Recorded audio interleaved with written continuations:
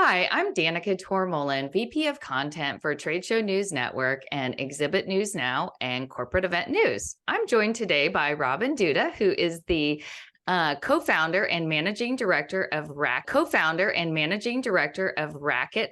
a brand new launch that was announced earlier this year. Really made a big splash recently with the press release, and then it is going to be held next year in 2024. So as we ramp up, I wanted to chit chat with Robyn and find out. We're always interested in launches. So welcome, Robyn. Congrats on the launch. Thank you. Great to be here, Danica. And I'm just excited to be evangelizing sports. So tell us about the inspiration behind RacquetX and what prompted the idea of hosting a conference for all racket sports under one roof. I'd love to take credit for the initial idea, but that was where my co-founder, Marco Giberti, came into play. He's been a racket sport enthusiast, fan, player in multiple sports for a really long time. And he came to me and said he saw that there was some white space in the event world. There were very association-driven events in each of the specific types of racket sports, tennis. There was some pickleball stuff, a lot of tournaments, that it was attempted in the past to do a all racket sport conference, but didn't really stand the test of time. And that was there a way that I would be interested in doing this different post-COVID, really celebrating the growth of the industry. It has had explosive growth all over the world, not just what we hear about pickleball in the US.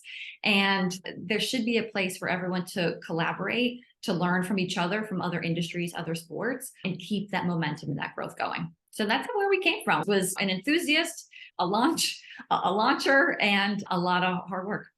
So tell us a little bit about your background and also Marco's background for people who may not be familiar. I know you both, but as an entrepreneur yourself and as an enthusiast and also somebody with some history in the event industry. So tell us a little bit about both of you.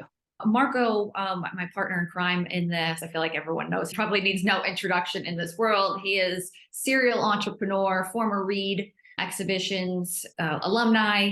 He has invested in event tech, you name it. He's probably had a hand in it, and an entrepreneur across the board in all of tech, from launches to shows that involve tech as well. He's worked on M&A. He's worked on every part of the business. So he is quite a veteran to be partnered with. And I've been in the event business for 20 years. My background was media publishing back in the day by way of UBM, and then trade show side of things. I had multiple portfolios and was the head of experience design and brand strategy at UBM before the merger with Informa. Went off on my own about 6 years ago and have consulted with anyone from the likes of the trade show companies that we know today, the holding companies, through Spotify, IBM, Visa, and associations. I'm a fixer, finding what I think is wrong, what I think could be done better, coaching teams to do that, and now launching using my playbook, which I'm super excited about. Great. Have you been involved with a trade show launch before? I have. UBM, I actually led the launch of CPHI North America before I left. It was a massive launch to do that in the US. It was UBM's, I think, the largest portfolio, an event that they had at the time. Launching that in the US was no easy feat. And we did that in 2 years. And we went from like 3 million to 8 million. We times it several times over the course of the launch. I understand the grind that's involved in it. I love the frenetic energy. I guess I can't get away from it. It's exciting for sure. So tell us a little bit, you alluded to it earlier, the growth of racket sports. You can talk about North America and global. Any stats that you can share with us on the growth of the market? We're going to drop the first white paper on the growth of all of the industry, including stats on most of the different sports, at least the more popular ones. Awesome. Yeah, in terms of stats, tennis has experienced a 33% boom in participation since 2020. We know pickleball's taking North America by storm. A lot of the stats are differing. However, we know that people are playing, and it's grown by over 59% over the last 3 years. And there's an estimated total anywhere from people of actual players, 9 million, to I've seen stats of upwards of 30 million. I think it depends upon who's doing the calculation and what they count as an actual player. But obviously that's, regardless of which stat in the millions you're looking at, it's hugely popular and massive growth. And then Padel, or Padel, as a lot of folks in the US call it, is the fastest growing sport worldwide, with over 25 million players across the world. There are clubs that are popping up all over the country, a few in New York, Miami, and on the West Coast, but I think you're going to start to see a lot more scattered through major cities everywhere else. Wow, that is incredible. I know anecdotally, I see the growth of pickleball everywhere. We just got a new court in my neighborhood, at our park, at our club. There's courts, there's private pickleball restaurants and bars that have a couple of them that have cropped up. Yeah, the entertainment side of it is really fascinating, and all the different collaborations and pop-ups around pickleball that are happening. It's really exciting. It's not just from the popularization of it. It's just, I think it's a good thing. It's an accessible sport. And I think that's why people gravitated toward it so much. Anybody can play. From if you have a physical handicap, you can still play, through former tennis players are turning pro pickleball players right now, and you can still really enjoy something. And it's a super social sport as well. And I think that's a big part of it too. Yeah, I agree. So tell us, why Miami and why March of 24? Lots of debate on this, but what we wanted to do, at least from launch year, was launch with something else in the industry. So the dates that we chose, March 24th to the 26th, are during the Miami Open, which is very exciting. And we will actually be doing a joint ticket sale with them, where you'll have access to the Miami Open for a period of time, and to RacquetX, to the exhibit floor that we have, which is amazing. There are only a handful of major tournaments in the US that happen. And that was the one where we felt we would have the most traction with, as well as because it's not just tennis, it's not just pickleball, it's the entire racket sport community. Miami is also, like I said, that paddle and that Padel crowd is hugely popular in South and Central America. So we'll be pulling from that population as well. So we thought that this would be a great spot for a launch for us. Plus we love Miami. Who doesn't love coming to Miami in March, right? Exactly. Sign me up. Do you have a partnership then with the Miami Open? I don't think we could call it a partnership formally, Okay. but we are collaborating together on the joint ticket sale for us. And they'll have a presence at the show. We, of course, will hopefully have a big crowd of people who we take up there for a really fun night at the stadium to enjoy all that the Miami Open has to offer. They put on an incredible experience, and we're really excited and happy to be a part of it and support them. And I believe that they're happy to support us too. So tell us a little bit about what attendees can look forward to. How will it cater to businesses, industry professionals, and also the sports enthusiasts? Yeah, the B2B, B2C model is, I think it's really fun. What I think is the most fun about this is that the B2C crowd, they are players and enthusiasts of this. So no matter what we do, it's never going to look outlandish, because the folks who are in this industry live and breathe this sport. Part of what I focused on, at least the latter half or most of my career, is the experiential side of things. You'll be very hard pressed to see me use the word expo or exhibit hall. You'll hear show floor, experiential activation zones, those types of language. As we build out paddle and tennis courts on the show floor, there'll be viewing areas. There's going to be a retail merchandise section for RacquetX branded things, and of course all of our sponsors, as well as a viewing bar, like would be at any major tournament. We'll be building that out on the show floor as well. An innovation theater, part of where I think Marco really drives as well, the tech and innovation side of the business, and how can we bring in new investors, new ideas, to showcase all that the industry could be that they might not even know exists yet. So there's be a big part of that. And of course, conference, there will be over 50 sessions, over 150 speakers, anywhere from the likes of Katrina Adams, former USTA president and chairwoman, to publications like the Dink that are going to be participating, who is huge in pickleball and big friends of our brand now through all the associations that'll be present that we've partnered with. And there are quite a few of them through all the tours, to people like, I really want to get folks like Fanatics and outside what I think the industry is used to hearing up on that stage, on the show floor, really giving energy through inspiration and then some tactical learning that comes along with it. So that would be from a business side of it.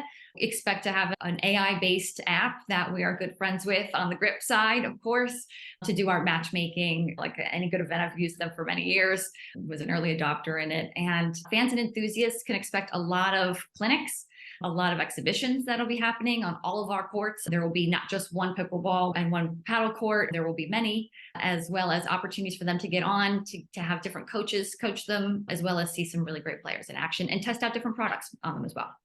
Fun. Have you already signed on some sponsors and companies that will be on the show floor? Sure, we haven't released all that yet, but we will. The demographics of our audience breakdown and our sponsor breakdown. Sponsors are, like I said, a tech and innovation showcase area. We're looking for infrastructure, your court builders, your nuts and bolts, the things that actually go into making it possible to play. Merchandising, of course, which I know everyone's excited about, maybe me in particular from a fashion side, your merchandising, apparel, and accessories. And then, of course, your rackets. What we wouldn't have a sport if we didn't have the racket side of it. There'll be health tech recovery as well, and a couple of hopefully some non-endemic big sponsors who partner to do some pretty cool things. In terms of our audience, it's clubs from the B2B side, real estate developers, investors, parks and rec departments, campuses, universities and colleges, professionals, and then those that just love the sport. There will be something for everyone, I can promise you.